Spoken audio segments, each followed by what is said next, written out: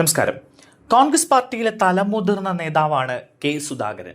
കോൺഗ്രസ് പ്രവർത്തകർക്കിടയിൽ വലിയ സ്വീകാര്യതയുള്ള നേതാവ് കൂടിയാണ് കെ സുധാകരൻ.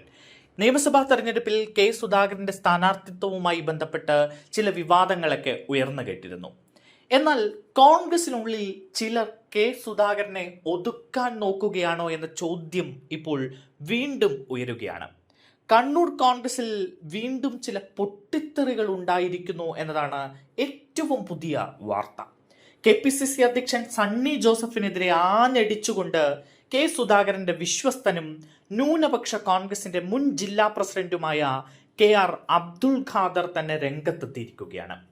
കെ സുധാകരനെ ഇല്ലാതാക്കാൻ ആസൂത്രിതമായ ഗൂഢാലോചന നടത്തിയത് സണ്ണി ജോസഫാണ് എന്നാണ് അബ്ദുൾ ഖാദർ ആരോപിക്കുന്നത്.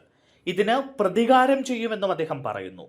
സണ്ണി ജോസഫ് പിന്നിൽ നിന്ന് കളിച്ചു, ചർച്ചയ്ക്ക് വേണ്ടി ഡൽഹിയിൽ കൊണ്ടുപോയി കെ സുധാകരനെ നാണം കെടുത്തി എന്നും അബ്ദുൾ ഖാദർ കുറ്റപ്പെടുത്തുന്നു. ലോക്സഭയിലേക്ക് മത്സരിക്കാനില്ല എന്ന് കെ സുധാകരൻ നിലപാടെടുത്തതാണ്. സുധാകരനെ നിർബന്ധിപ്പിച്ച് മത്സരിപ്പിച്ചത് സണ്ണി ജോസഫാണ്. സുധാകരനെ നിയമസഭയിലേക്ക് മത്സരിപ്പിക്കാതിരിക്കാനുള്ള സണ്ണി ജോസഫിന്റെ പദ്ധതിയായിരുന്നു ഇതിന് പിന്നിലെന്നും അബ്ദുൾ ഖാദർ പറയുകയാണ്. കെ സുധാകരനെ വിശ്വസിച്ചാണ് കണ്ണൂരിലെ മുസ്ലിം സമുദായം കോൺഗ്രസിൽ നിന്നത്. സണ്ണി ജോസഫ് മുസ്ലിം സമുദായത്തെ പാർട്ടിയിൽ നിന്നും ഇല്ലാതാക്കി.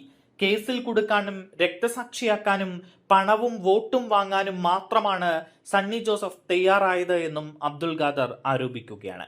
KPCC കത്ത് ഒറിജിനലാണ്. സുധാകരനെ ഒതുക്കാനും നശിപ്പിക്കാനുമാണ് സണ്ണി ജോസഫ് കത്ത് നൽകിയത്. കത്ത് വ്യാജമാണെങ്കിൽ സണ്ണി ജോസഫ് അത് തെളിയിക്കണമെന്നും അദ്ദേഹം വെല്ലുവിളിക്കുകയാണ്. കത്തുമായി ബന്ധപ്പെട്ട് സണ്ണി ജോസഫ് ഏത് പോലീസ് സ്റ്റേഷനിലാണ് പരാതി നൽകിയത് എന്നും അബ്ദുൾ ഖാദർ ചോദിച്ചു. സുധാകരനെ ഒതുക്കിയിട്ടുള്ള രാഷ്ട്രീയം കണ്ണൂരിൽ നടത്താൻ അനുവദിക്കില്ല. സുധാകരന്റെ കണ്ണീർ തങ്ങൾ കണ്ടു.